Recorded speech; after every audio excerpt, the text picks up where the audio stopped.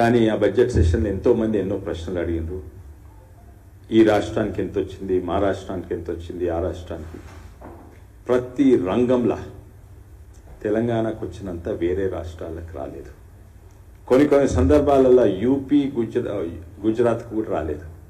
ఉదాహరణంగా కొనుగోళ్ళ, వరి కొనుగోళ్ళ, లేకుంటే ఫర్టిలైజర్ సబ్సిడీలా అన్నిట్లో ఎక్కువ వచ్చింది. ఇవి పెద్ద పెద్ద సంఖ్యలు, అంటే 20,000 కోట్లు, 25,000 కోట్లు, ఆ సంఖ్యలలో.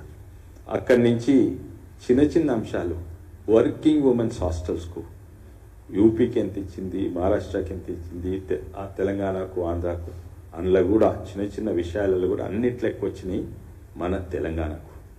కానీ ఇక్కడున్న ప్రభుత్వం, ఇక్కడున్న కాంగ్రెస్ పార్టీ ఆరోపణ ఏంది, మన తెలంగాణకు ఏమీ చేస్తలేదు. వాస్తవంగా ఈటల రాజేందర్ గారైనా, మేమైనా, మీ సొంత కాంగ్రెస్ ఎంపీలైనా దిశ మీటింగ్లా ప్రతి డిపార్ట్మెంట్ను రివ్యూ చేస్తుంది. అప్పుడు చూడండి, ఈరోజు మన తెలంగాణలో ఉన్న మున్సిపాలిటీస్ నడుస్తున్నాయి అంటే అవి కేవలము ప్రజలు కట్టే ఇంటి ట్యాక్స్, లేకుంటే వ్యాపారు కట్టే ట్రేడ్ లైసెన్స్ తప్ప రాష్ట్రం నుంచి ఒక్క పైసా వస్తలేదు. మరి వచ్చేటివేమన్నా వచ్చినాయంటే మున్సిపాలిటీలకు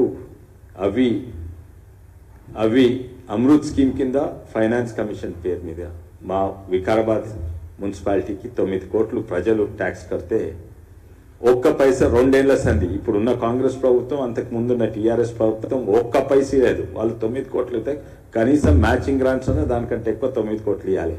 కానీ వచ్చిన పైసలు ప్రజలు కట్టిన ట్యాక్స్ తప్ప వచ్చిన అన్నీ కూడా అమృత్ స్కీమ్ మీద 9 కోట్లు, 15th ఫైనాన్స్ కమిషన్ మీద 3 కోట్లు, ప్లస్ అక్కడ బాకీ ఉన్నారు, ఎలక్ట్రిసిటీ బాకీ ఉన్నారు వికారాబాద్ 9 కోట్లు బాకీ ఉన్నది. వికారాబాద్ సంఖ్యలు చెప్తున్నా కానీ ఓన్లీ ఉదాహరణగా.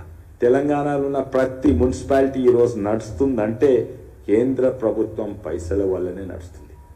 ఇదే కాదు, మీరు ఏ డిపార్ట్మెంట్ చూడండి. అదే కాకుండా ఎన్నో డిపార్ట్మెంట్లలో 100% కేంద్ర ప్రభుత్వం నుంచి రావు. 60-40, 70-30, 80-20 అట్లా వస్తాయి. కేంద్ర ప్రభుత్వం నిధులు అక్కడనే ఉన్నాయి, కానీ వాడుకోగలిగే శక్తి మన రాష్ట్ర ప్రభుత్వం లేదు.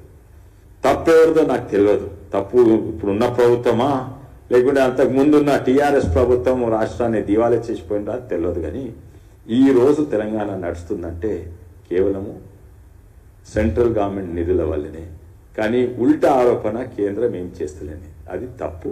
కాంగ్రెస్ మిత్రులందరికీ, సీఎం గారికి కూడా నేను విజ్ఞప్తి చేస్తున్నా, మీరు పోయి అడగండి, కేంద్ర ప్రభుత్వం సహకరిస్తుంది. కానీ ఇక్కడికి వచ్చి ఉల్టా మాటలు మాట్లాడతారు, తప్పు అని నా విజ్ఞప్తి. ఇందుకే మాకు ఇంకోటి ఇప్పుడే చాలా సంతోషం ఏంటంటే, రివ్యూ చేస్తే రేపు వచ్చే ఎన్నికలు కూడా కొంచెం గడుబడైనాయి. కొంచెం కాంగ్రెస్ పోలీస్ కలిసి మా మీద దాడి చేసింది. కానీ నేను అనుకుంటా వచ్చే ఎన్నికలలో కూడా 3-3 బీజేపీ గెలుస్తానని మా నమ్మకం. మళ్ళొసారి అందరికీ ధన్యవాదాలు.